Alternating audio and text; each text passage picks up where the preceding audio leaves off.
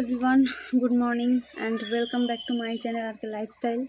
তো কেমন আছো তোমরা? আশা করছি সবাই ভালো আছো, আর আমিও ভালো আছি। তো সকালে উঠেছি আজকে প্রায় 7:30 নাগাদ। বর চলে গেছে কাজে। তো উঠে বাসি ঘরটা জাস্ট ঝাড় দিলাম, আর সেরকম কোনো কাজই এখনও হয়নি। বাকি সবার কাজ একদম কমপ্লিট, শুধু আমারটাই এখনও বাকি আছে। বাসন মাজা এখনও হয়নি, আর তার মধ্যেই পেয়ে গেছে খিদে। মানে খিদেটা যে কেন পায় আমার এত, আমি বুঝতে পারি না।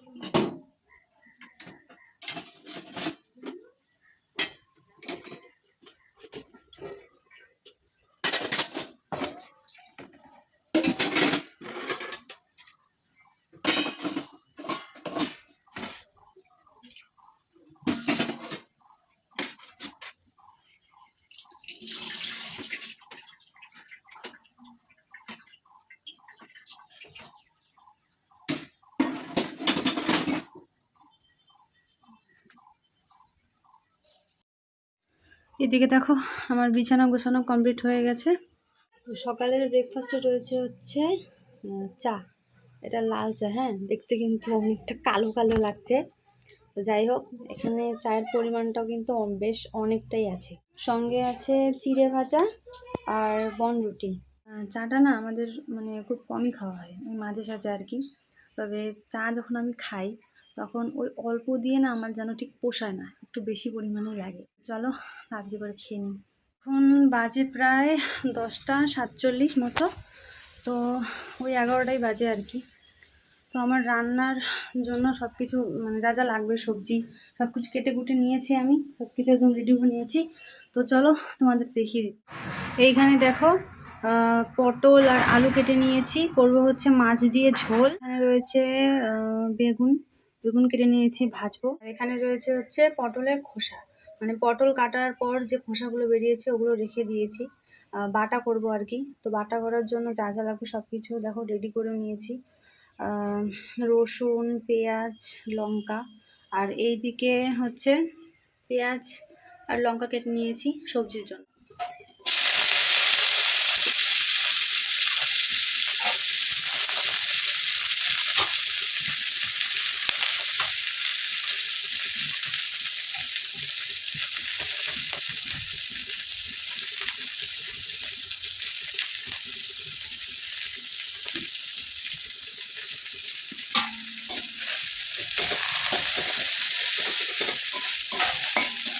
কে রে গেটে? ও তুমি? হ্যাঁ ভালো আছি। কেমন আছো তুমি?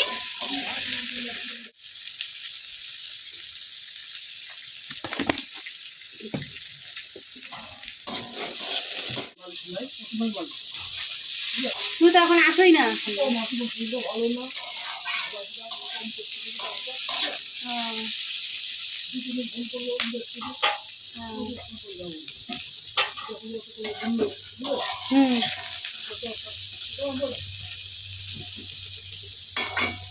এসো মাঝে মাঝে। হ্যাঁ,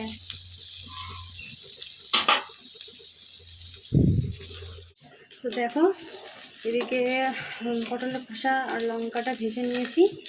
এরপর পেঁয়াজ আর রসুনটাও ভেজে নেব।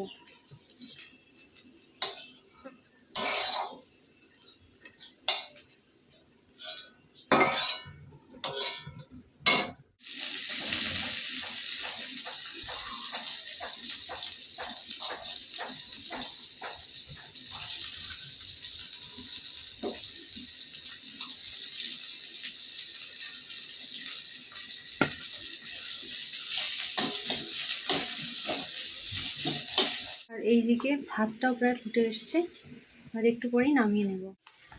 দেখো আমার ভুলো মনে, মানে এইদিকে রসুন আর পেঁয়াজটা প্রায় হাফ ভাজা হয়ে এসছে, অথচ আমি কালো জিরে দিতেই ভুলে গেছি। একটুখানি কালো জিরে যে দিতে হবে সেটা আমার মনে নেই।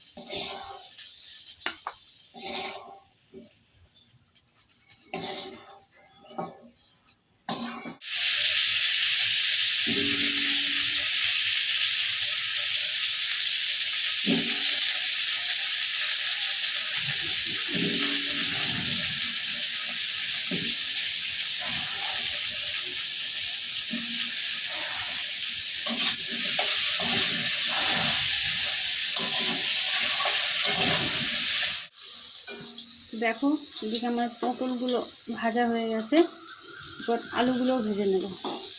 পটল আলুর সবজি বা ঝোল যাই বলো, তো পটল আলুর ঝোল করলে আর কি পটল আর আলুটা আগেই ভেজে নিই।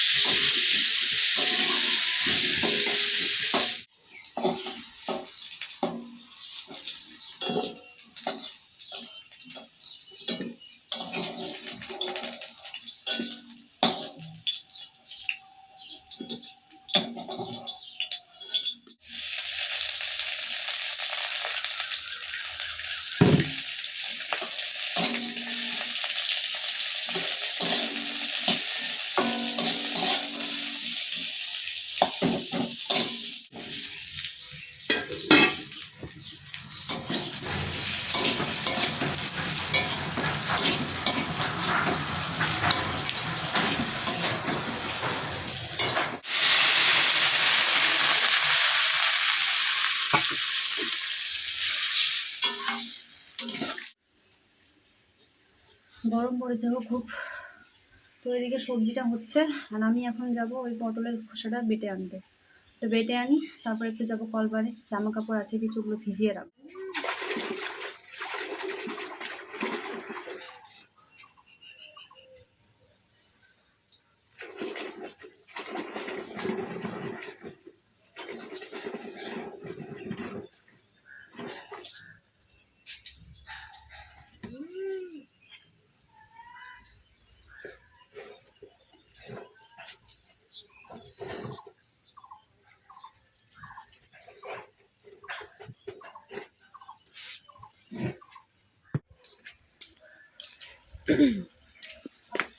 যে কটা জামা কাপড় ছিল ভিজিয়ে রাখলাম, একটু পরে ধুয়ে দেবো আর কি। রান্নাটা হয়ে যাক আগে, রান্নার প্রায় হওয়ার দিকেই, এক্ষুনি নামিয়ে নেব। তো নামিয়ে নিয়ে তারপর জামা কাপড় কটা ধুয়ে দেবো, ঘরটা মুছতে হবে।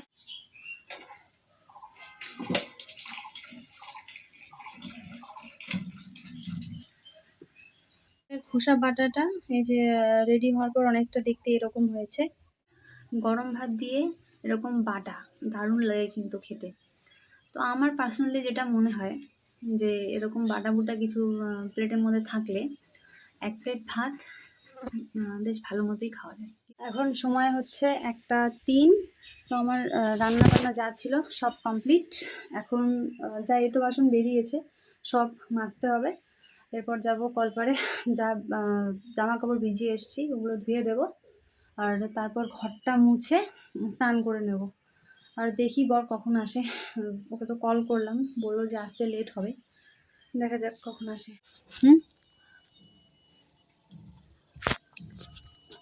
3টে কত বাজে? হ্যাঁ,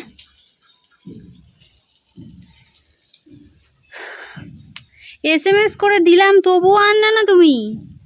হ্যাঁ, খাবা না সত্যি? এখনই করার দিয়ে খাবা সেটা বলো। বাজে এখন 3:30। বর কাছ থেকে চলে আসছে। আর আসার সময় একটা কর্নেটো একটা আইসক্রিম নিয়ে এসেছিলো। কর্নেটো আমি খেয়ে নিয়েছি আর আইসক্রিমটা খেলো বর। তোকে জিজ্ঞাসা করলাম ভাত কখন খাবে, ওনাকে এখন খাবে না, তাই আমি এখন খেয়ে নেবো ভাতটা। ভালো করে সাজিয়ে দাও।